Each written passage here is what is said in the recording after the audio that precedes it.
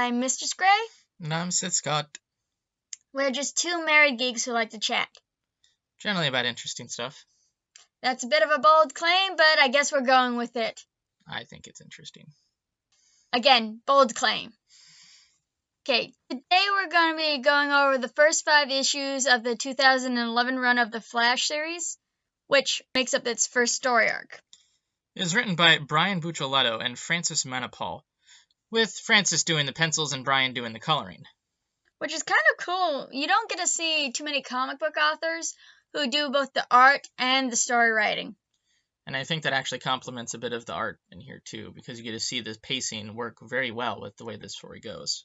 I totally agree. The pacing, while it could be tighter, is pretty darn good in this, but that's getting a little ahead of ourselves. Okay, we're going to go over a little bit of a backstory, so if you want to just skip straight to the story, follow a time code that will probably pop up on the screen. But who knows, maybe I'll decide not to edit it in and just torture you all. So this series stars Barry Allen. Now, I'm sure a lot of you have heard of that name from the CW's The Flash show. Because that was kind of a huge hit and helped kick off even more superhero shows after the Green Arrow show. Anyways, for those who want a quick recap, Barry Allen is a forensic investigator while working on a case, got dosed in chemicals after a lightning bolt then struck him. Did you just say lightning butt? Yes, I did. We're keeping this take. Great. After that, he got superpowers and then became the Flash, like most people who get doused in chemicals. Now, the question is, does that count as great luck or terrible luck? I am not sure that would feel very pleasant. It's one of those spectrums. For the most part, Barry's origins have stayed the same, which is kind of surprising to me just because of how revamped some heroes get over the times and how sometimes their origins start out super crazy. But little things have been tweaked throughout the years. For example, originally, Barry took the name The Flash because when he was a kid, his favorite comic book superhero was The Flash, aka Jay Garrick. That later changed to having Jay Garrick be a real person in Barry's dimension or whatever, who let Barry have the mantle of The Flash. Another change that happened was that Barry's parents originally started out very much alive, and so alive that they were able to attend his wedding with Iris. But, of course, that wasn't edgy enough, so they had to change it. And they changed it to, I believe, Barry's dad being accused of murdering Barry's mother and going to prison falsely, so yay, happy times. As you know, superheroes can't exactly have their parents to help them with any of their emotional stability times, like becoming a superhero. Nope. Apparently that's a rule somewhere. Must be, because so many dead superhero parents. Or maybe I just haven't read enough superhero comics. Hey, at least Jaime Reyes' parents are still alive as far as I know. Yay! Score 1 for Jaime Reyes as the Blue Beetle. Eventually, Barry would be killed off for quite a while, only then to be brought back. He then helped kick off the DC Comics reboot in the story we're not going to get into, called Flashpoint. This reboot is called The New 52. Its goal is to bring in the new readers and give DC Comic Universe a fresh start. Yeah, but they did so by basically getting rid of my favorite Flash, Wally West, so meh. But Barry was the original, except for Jay Garrick. Why do we ever get a reboot of Jay Garrick? Why is it always Barry? I don't know, I guess Jay Garrick doesn't have enough fans. Jay Garrick fans, I need you guys to start a petition. We need this. Okay, time for my anti-New 52 rant. I became a fan of superheroes because of the DC animated universe, and I was absolutely fascinated by this big, expansive universe, because mainly it was the Justice League Unlimited series that did it to me, because it made it seem like there were all these stories going on at the same time, and it was vast, and it was huge, and I wanted a part of that. So when I grew up, had a little bit of pocket money of my own, I wanted to start buying DC Comics. And that was the time the New 52 started. And that basically blew up the whole universe and got rid of all that lore I was so interested in exploring. Or at least, yes, I know the comics were still available, but it certainly felt like a middle finger to me. But I get it. I get why they did it. To a lot of people, having that much lore and that much history and baggage is daunting. So it makes sense that they wanted a fresh start. But this fresh start did not appeal to me at all. Like, it felt so edgy, and it didn't help that they got rid of so many characters I enjoyed, like I said, Wally West, or turned characters that I did enjoy darker, like Billy Batson. I liked how hopeful he was. And so when he was so depressing in the New 52, it kind of turned me off. But I'll admit, I wasn't exactly the target audience, other than the fact I was a girl. They were wanting people who hadn't had an interest in comics books before coming in. So I can't say that the New 52 was a bad idea, but I don't necessarily think they handled it very well, just speaking as someone who was trying to get into comics at that time. How did you like the New 52, Scott? I didn't read too much of the New 52, to be honest. Most of the comics I read were Marvel. You love your Spider-Man. I love all my Spider-Man. Oh, so it didn't help that I was getting into Tumblr at the time, and I was following a bunch of Tumblr blogs who were anti-New 52, so I might have been a little poisoned against it. Social media definitely helps influence. Not always in good ways. Okay, I think that's about enough build-up. Now, if you're particularly sensitive, there will be some light violence and kind of gore, not really gore. So if you're, like I said, sensitive, you may want to check out now. But we will now give the spoiler-free review before we go on. So this, if you don't want to be spoiled, just stay here for the next few seconds. Overall, this is a good read. This pacing's fantastic, the story is actually really well done, and the artwork is just absolutely beautiful. But the ending is not the sum of these parts. Yeah, like, the ending isn't terrible, it's just not as good as the build-up, you know? And like Scott said, the art is beautiful. Like, I want a poster of some of these shots. It's that good. Like, I've seen mind-blowing art in comic books before, so I won't say it's mind-blowing, because I've seen what mind-blowing art in comic books is. But, dear Lord, is this freaking pretty. And I'm not sure it's a great fresh start, but I do think it's a good start for anyone who wants to get into The Flash. I agree. Because, like, they still have, I think, a little too much history attached to Barry when the story starts. Like, in the Flash TV show, they junked most of it, and, like, they had some history before Barry got his powers, but not very much, and we saw him get his powers. Mm-hmm. So now we're going to start the spoiler review. Okay, let's take a look at issue 1's cover. I think it's a fine cover, but it's nothing really special. It's just the Flash running at the reader. But I mean, if you are someone who's just brand new to this, it just looks like some kind of guy in a onesie with a big lightning bolt on it. Like, if this had come out after the TV show, I think it would have been a great cover because it looks so much like the posters. But this was before the TV show. I wonder if they based the posters off this. Nah, this pose has probably been used plenty of other times. But yeah, like, after, I think it would have been a perfectly fine cover to get people into it. But as is, it's just kind of boring. Beautifully drawn, but boring. This issue starts with him on his first date with Patty Spivot. Fun fact, she is not a new character. Apparently she was made in 1977. She teases him about the fact that it took Barry apparently 2 years to ask her out. I mean, Barry's the fastest man alive, except, you know, when it comes to starting to make commitments. They're at a tech symposium, because, of course, Barry chooses a tech symposium for a first date. I mean, isn't that your obvious choice for a first date? Barry starts to geek out, which draws an even bigger geek to him, who is Dr. Darwin Elias. Of course his name is Darwin. You gotta reference the biggest geek of them all. Yeah. Anyways, this doctor is a scientist of some kind. They don't exactly say what he does other than he does science stuff, because science is just one broad thing. It doesn't have a ton of different fields underneath it. There's no time for bonding between two geeks, because some commandos burst right in. Okay, this prompts Barry to go Flash, and we get treated to this beautiful splash page. I'm kind of torn, because on one hand, this is taking up valuable panel space, and doesn't add really anything to the story, but on the other hand, it's so freaking cool. And Scott here has it written in the notes that he likes it. Oh my gosh, did you really have to put Saiyan as in Super Saiyan? Everything must have a DBZ reference if I can, okay? But yes, I think it's a good thing. I like it.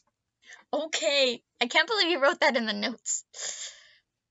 Oh well, the commando steals something and Barry, of course, gives chase. He manages to grab one of them and the item as the commandos are leaving, but Barry and the commando he grabbed kind of fall. Like skyscraper fall. And to save the commando, you know what Barry does? He throws the commando into a building. Carl, that kills people! Don't worry, he does it softly. I'm sure the commando is perfectly fine and alive, and being thrown into a building after falling from such a great height is totally safe. Right, Scott? He's dead. After that smashing success, Barry then returns the stolen item to Dr. Elias. Then, after changing, goes to see Patty, who tells Barry it's time to go to work because the crime scene needs their forensic scientists. I kind of question the legality and the ethics of having people who just witnessed a crime be the same forensic scientists on said crime. But okay, superhero world, it's a good story. They are needed specifically because the commando that got thrown into the building is in fact dead. Oh, I was right. Barry is shocked, just absolutely shocked at the result of what happens when you throw someone at a building at the speed of light. What is more shocking is that Barry knows the person behind the mask, who is Manuel Lago.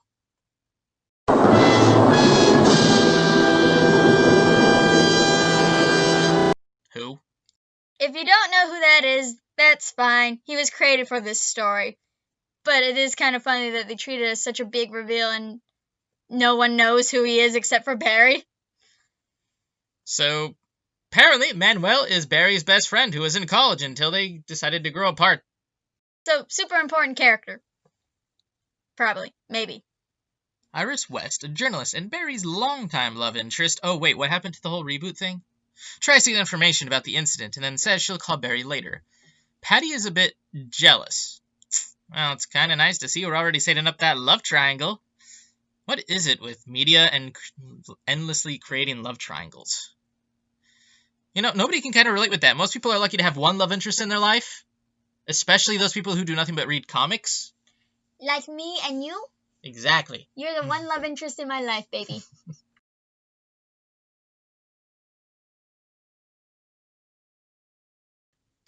Later the next night, Dr. Elias tells the Flash that the video footage shows the Flash didn't kill Manuel, and lets him borrow the item that he attempted to steal, which is a DNA recoder.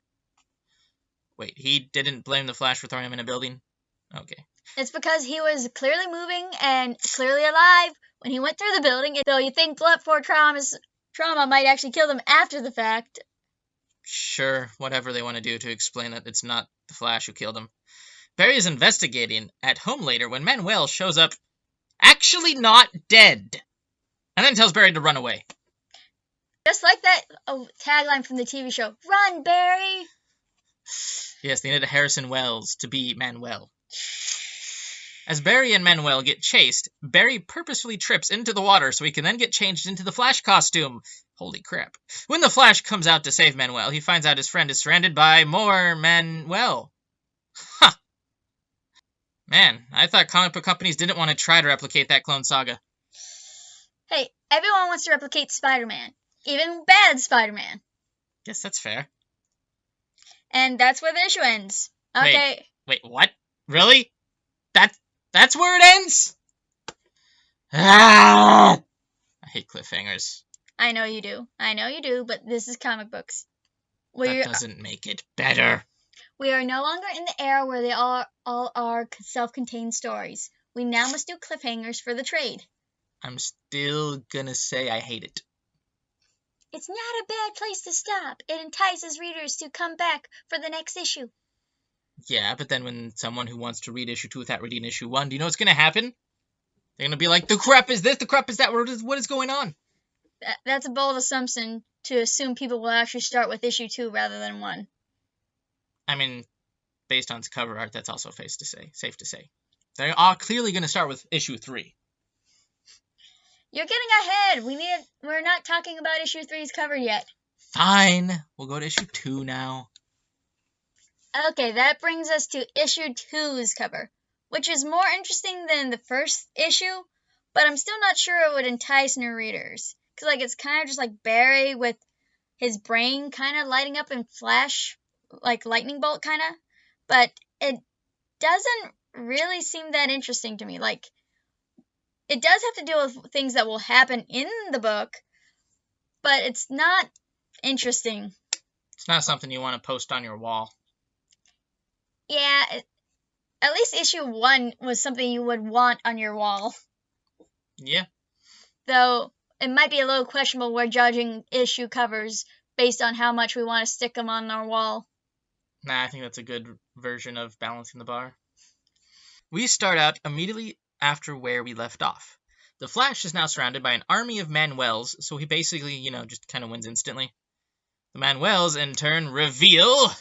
You know that idiot that drowned? We got his lady friend, Iris West? Right, and since you like counting so much, stay still and count to 1,000.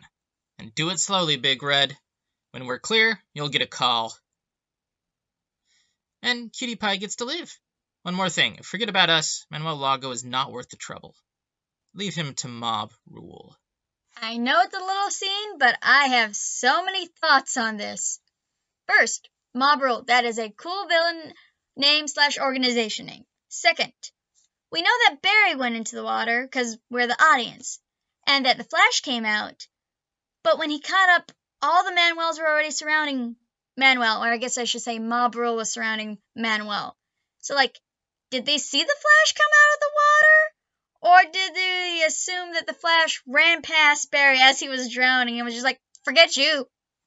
Also, how would the Flash know Barry Allen's girlfriend? Are they that big of an item in the history of this city? Are they in the tabloids or something? Manuel might know about Iris since Barry and him were friends before. And I guess Mob Rule would know about Iris, but why would they assume the Flash would know? Thirdly, wow, we got Barry Allen's lady friend, and Barry goes, Iris? Sucks to be Patty. Patty really is a love rival in this love triangle. Especially, she was the one he was on a date with while Mob Rule was actually there watching. Yes. I mean, I don't guess they weren't doing a stakeout before they jumped in. I guess they just jumped in blind and didn't see Barry with someone else who wasn't Iris. Which doesn't kind of make sense to me just because Manuel has such a big fascination with Barry we see later on.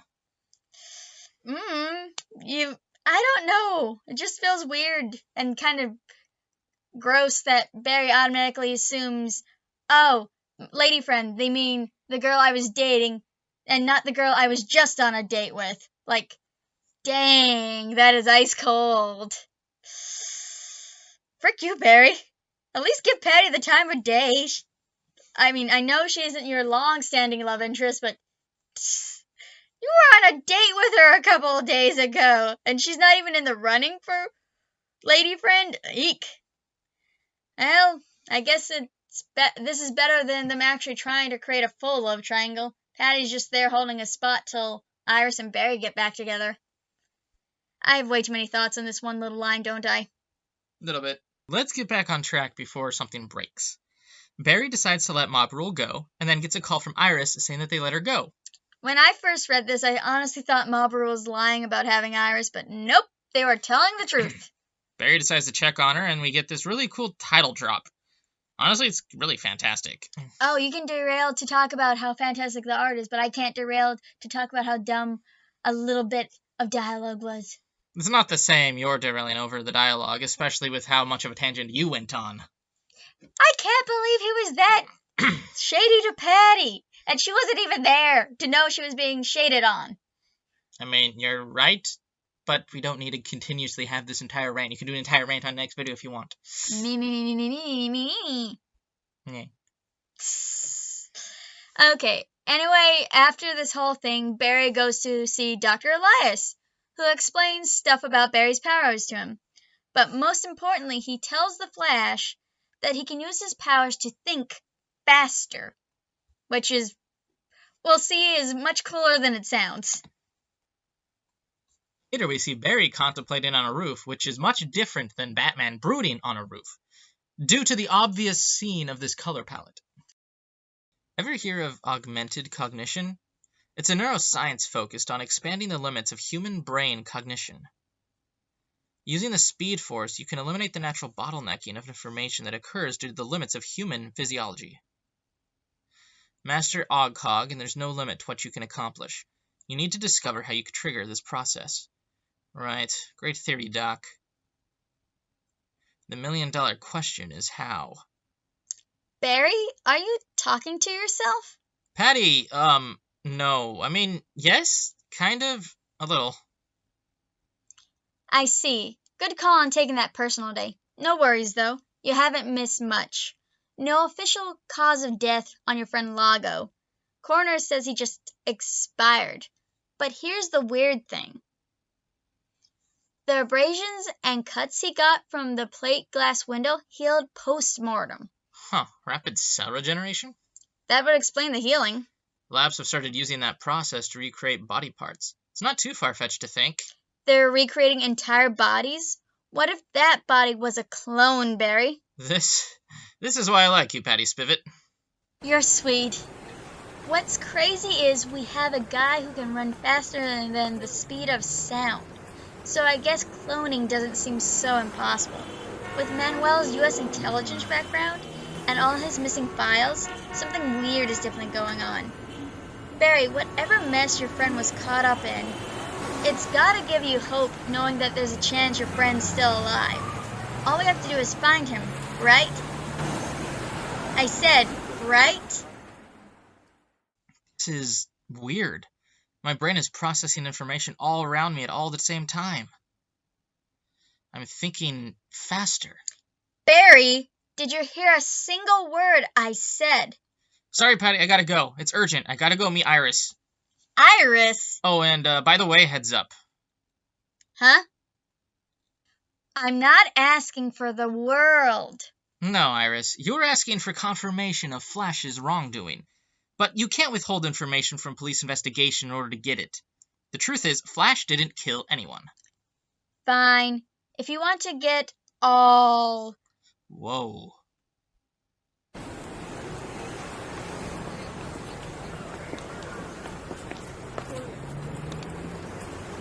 It's amazing. morally responsible about it, go ahead. I can see everything before it happens. I can weigh every possible outcome. I can make the right choice. And I can do something about it. Call my bluff. I wasn't really gonna hold out on you. Before anyone even notices. Okay, so Barry basically just ignored Patty when he was using his powers, and then managed to use his powers and then keep a conversation with Iris going. Yikes. I mean, I guess it could just be Iris being oblivious. But he actually paid attention is the problem in this one, whereas with Patty he kind of didn't. That's fair. But the important thing is that Iris tells Barry that Manuel Lago was a CIA agent who died about 6 months ago, but she managed to find a copy of his passport. She also tells him to ask her out again. Wow, Patty doesn't even matter, does she? Apparently not. And Barry doesn't even respond to this, so instead he goes back to the plot. Manuel's passport, as good as any place to start. This shouldn't take long. All I need is one loose thread. One good tug and the whole thing will unravel. Just one little thread to find what I'm looking for. You're not going to find what you're looking for here, huh? The party's down there. What's the matter? Weren't you invited? I was, but I don't know anyone. Well, not really. Who says you need to know someone? Sometimes the best company is yourself. I get plenty of that. Who am I kidding? Me too. I'm Manuel. I'm Barry. Now, we both know someone. Come on, let's go crash that party. Crash? Wait, you weren't invited? Who needs an invite? I know you. What exactly are you looking for? Not this. I was told this used to be a military training facility. That was years ago. Those CIA fellas leveled the whole darn place, boxed it up, and then took everything with them. Everything, well, except the pigs. So, wait, the farm just took all these extra CIA pigs? You think he uses them to fight crime? Like Teenage Ninja Turtles kind of style? I mean, at this point, I always just imagine that they're cloning things, so he just has a bunch of free pigs now. But does that mean they're the real pigs or the cloned pigs? Hey, all clone pigs are as real as the original pig. Do they make as good as bacon? You immediately jump to bacon, of course you do. I mean, bacon is the best food. You're not wrong. Bacon is great. Pigs. That's right, pigs. This whole place stinks of them, Barry. I'm sure it's unpleasant, but that's not a reason to leave. What's really bothering you? Nothing, man. I don't want to do it anymore. Manny, you can't keep running away. Look, can you pick me up or not? Of course, just tell me where you are. Manuel? Manuel? We go back to the modern day, and everyone's just doing their own thing at night when there's just big ball of green light, and then all the power suddenly goes out. We get to end this issue with a plane about to crash and Barry trying not to panic. I kind of relate to that. I mean, you tried to stop a plane from crashing. Hey, just because I can't physically stop a plane from crashing doesn't mean that I don't feel like things are crashing down around me and I'm trying hard not to panic.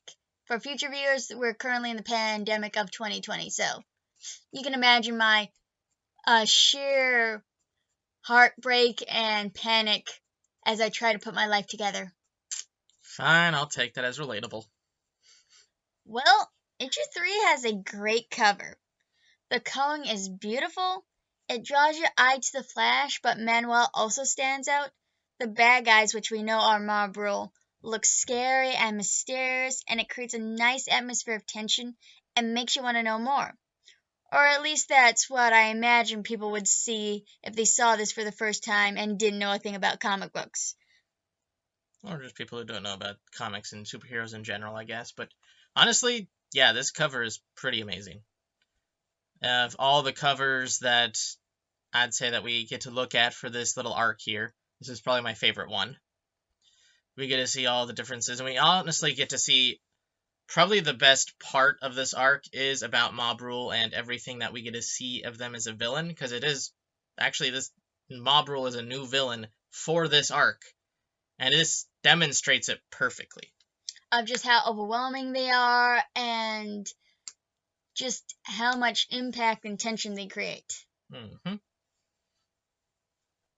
We then start issue 3 in earnest with another really cool title page, but this time it's merged with the plane crashing, which just creates a nice effect. And then you have the cool coloring on it too, the orange and the blue standing out. It just really looks cool, and I am kind of geeking out about it. Plus the way they have just the title of The Flash inside the airplane, that's pretty sick. They've been knocking these title opening sequences out of the park for this series. Big time. Coffee smells way better than it tastes. It's crazy how good it smells considering how bitter it is. And over 50% of the adult population drinks that stuff. That's 150 million daily coffee drinkers in the US. That's a lot. But I'm not one of them. It makes me way too jittery. You have no idea. So why do I feel like I could use a 50-shot espresso right now? I don't know why I'm thinking about coffee. I guess I'm a little ADD since I learned that my brain can now tap into the Spirit Force. You see, I'm not just a guy who can run really fast. I've learned to do a lot of amazing things. Running on water, limited invisibility, creating vortexes. These aren't things I was taught. I didn't get a manual with my powers.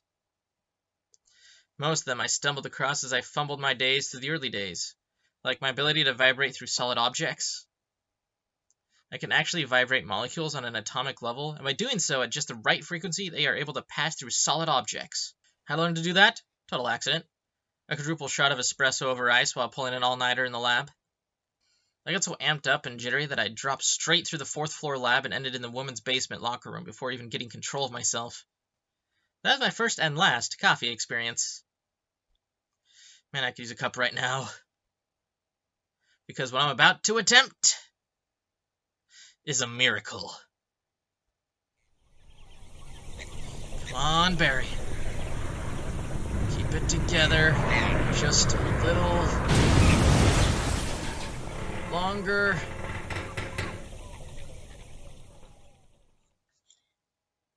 Having worked at a grocery store, I can confirm with Barry that coffee does indeed smell better than it tastes.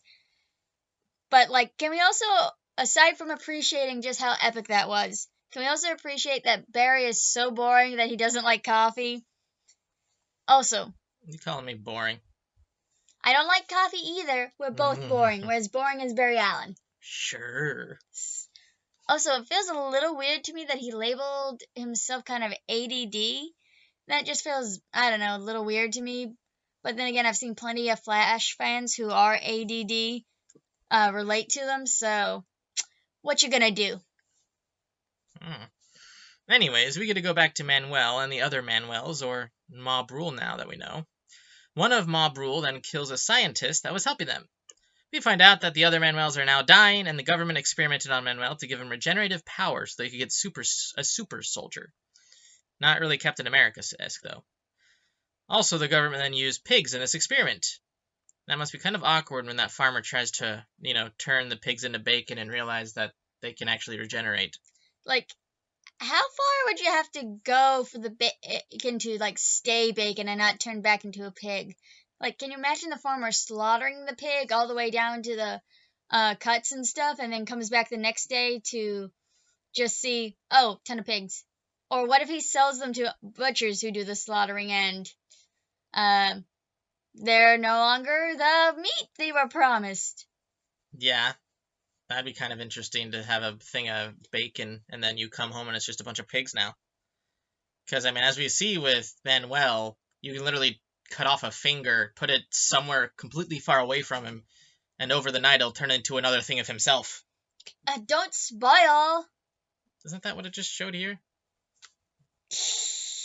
I think that's a little later. Oh. I can't believe it. The king of I hate spoilers has spoiled. Oh well, let's cut back to the plot, shall we?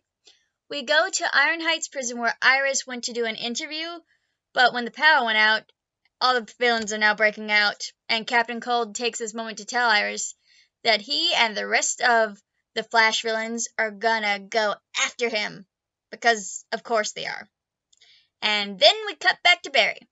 I swear, reading this doesn't feel as jumpy as it sounds. Also, worth noting that they probably didn't need all this Iris stuff because this is all just build up. But I guess when you're doing a long running run, it helps to sprinkle in some seeds for future storylines. What just happened? Did we crash? Are we dead? I think I'm gonna be sick. Ugh. Worked. That was totally awesome. Wait, Flash, can I have your... Everyone, it's safe now. Please just leave the plane in an orderly manner. Autograph? Thanks. That was kind of awesome. Okay, back to work. 2 cities with a combined population of about 3.5 million, suddenly thrown into the Dark Ages without warning and without explanation. Not just a power outage, some kind of electromagnetic pulse that's knocked out every electronic device in a 20-mile radius. Whatever the cause, one thing is certain. There's a lot to do. 3.5 million are in need. And I'm going to try to help every one of them. We get to see the cops trying to contain the situation. Then we get to meet up with Dr. Elias afterwards. And yeah, it doesn't feel as jumpy as it may sound when you read it. He's investigating the source of the energy blast. He ends up captured by Mob Rule, who want him to replace the scientists who they, killed. We're back with the cops again as they're splitting up to help out with the emergency. I don't think we mentioned this before, but Patty's actually been investigating Manuel for Barry because she realized just how much he meant to Barry. Yay, Patty! So anyways, Patty volunteers herself and Barry for a particular area that she thinks is connected to Manuel. Barry doesn't deserve this love triangle. Whoa, not that way! You're a natural, Barry. Our window to find Manuel alive is closing fast. I hope you brought your lucky horseshoe, because this is the last name on the list. I brought 4 of them. So, this Dr. Guerrero, what exactly did he specialize in? Stem cell research, which is probably why he was contracted by the government to work in Project Bellator. Wait. 32 shouldn't have killed the doc. Dr. Guerrero? It's not right. Who cares, QQ? He was useless. I care, 41. We're dropping like flies and nobody's doing a darn thing. Relax, kid. You're not the one next in line for the morgue. We already got a line on Doc's replacement. I'm all in. I fold. This game's stupid. We can't even bluff each other. Keep looking, man. He's gotta be here. Somewhere. Oh, Manuel, what happened to your hands? I seem to have misplaced them? Why'd they do that? Torture? Recruitment. Can you walk? Yeah, just don't ask me to handstand. They haven't taken your sense of humor. Hurry, we've got to get him out of here before anyone... Too late. Ahem. Well, this is awkward. A new plan. Run! Get a move on, Barry! Just keep running. Barry! Wait, don't! You've made a big mistake, Alan. No, you made a bigger one. Darn it, Barry, open the door! Barry made his choice. He brought us some time. Let's not waste it now. Why is he just standing there? I'm not waiting to find out.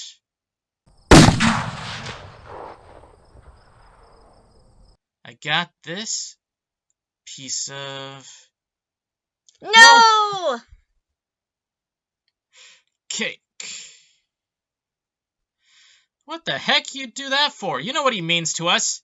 To Manuel, not us. Doesn't matter now. He's dead. Well, looks like Barry's dead. That's all, folks. Okay, fine. They wouldn't kill off Barry Allen without establishing someone who could take over the Flash. Mansell? Like Wally! Okay, I know he's not dead, but I do hate these cliffhangers, especially ones that are just like this. Like, seriously? You kill him off and then just say, next issue, maybe you'll find out if he's actually dead or not. Mm-hmm. You and your hatred of cliffhangers. And I have rightfully so hatred. If I read this as a kid, I would have hated this. But you're not a kid. You're a grown man. And I still hate it. You'd think you would have grown out of that. Nah, I'd probably grow more hatred for it. What, like a reverse flower that grows deeper? I mean, I should be using my time more wisely, right? So then they waste time with cliffhangers? You are reading this from a collection. So? You don't have to wait months to find out. Sometimes I do, because I don't read it all the time at the same time. I think you're just splitting hairs. No, I think they split hairs. No, they split Barry's head. There was some hair in there.